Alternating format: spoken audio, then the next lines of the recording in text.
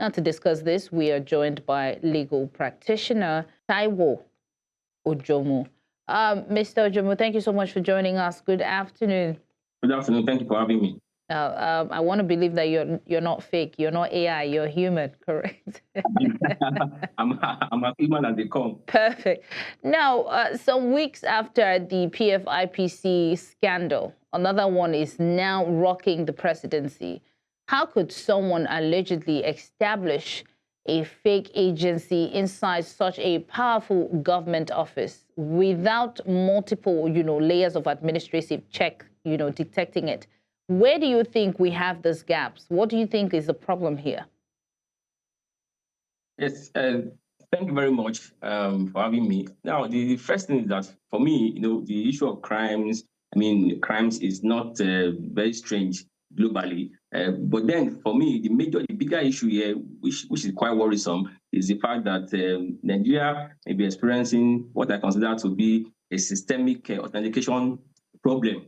Now, anybody can create a fake agency. Of course, group of person can come together and create fake agency. But the fact that these agencies are powerless on their own unless and until other genuine agencies begin to treat them as real agencies. So the issue is so big. It's bigger than just fake agency. It means that there's a systemic issue, and this might unravel bigger problems. I think that it's that time government begin to conduct what's a comprehensive forensic audit that will dig out fully the level of these corrupt practices. So the problem is actually big, and it's such that cannot be treated with kid gloves. It can't be swept under the carpet.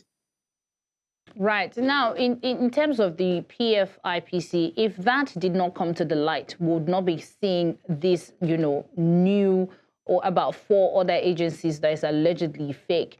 Now, would you say that what this situation has done is to expose the deeper weakness in terms of our verification system in Nigeria?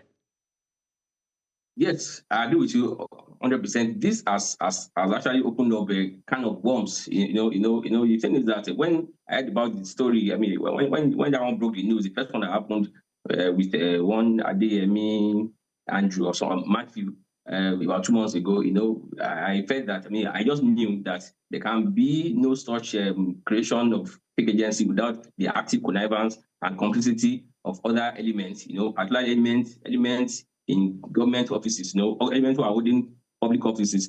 And so when just a few days ago, I also heard that has led into unraveling bigger, more fake agencies. It became worrisome to me. And like I said earlier, it's that time ICPC and every relevant government agency begin to dig deeper and then conduct very comprehensive forensic audits.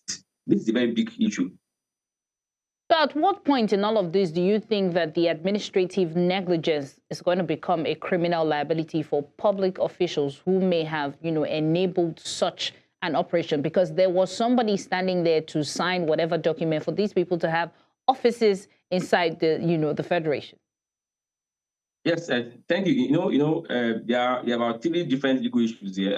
The first would be the issue of forgery, because I understand that that documents were forged, and that was why accounts were created. Accounts were created in the name of these fake agencies, and so before that could have happened, it means that there was the issue of forgery on one hand. On the other hand, too, there might be issue of complicity, active complicity from public servants, permanent secretaries, as we mentioned, we've seen in the press, and of course, negligence on the part of officers, public officers who are supposed to authenticate the processes. So the thing is that now, there's a difference between complicity and administrative negligence. Now, you can be complicit, you can be negligent on your duty and not complicit, because if you are complicit, it means that you are actively involved in the process. You are an accessory before the fact. But if you are negligent, it means that you didn't do what you ought to have done. You didn't conduct your due diligence. So these offenses carry different weight of sanctions and penalties. So For me, every public officer who was involved in the process has to be called for interview. I mean, beyond the mere suspending, I understand the president has called has directed that the permanent secretaries involved should be suspended. For me, beyond the mere suspension of permanent secretaries involved and other public officers, I think there has to be a thorough investigation. Every public officer who authenticated the process, who facilitated the process, has to be called to question. And if they are found, if there is any evidence that finds them guilty, they should be prosecuted, be brought to book in accordance with the law.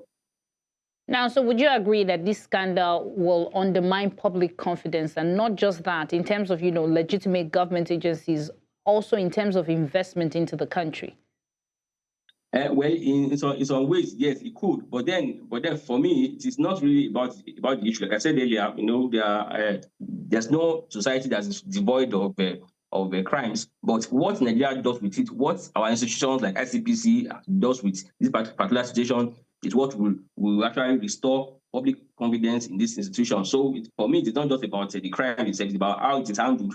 By which I mean, at the end of the day, anybody that is found guilty has to be brought to book. That has to be seen that these people who have done this, these crimes are brought to book. That is what's important. That can go a long way in restoring public what's it called, perception and trust in these our institutions. Well, Taiwo, I want to say thank you for joining us to have this conversation, because truly this is an eye-opener in terms of having, alleged fake agencies in our system, and hopefully ICPC will do the right thing and get the people involved to justice. Thank you so much, Taiwo.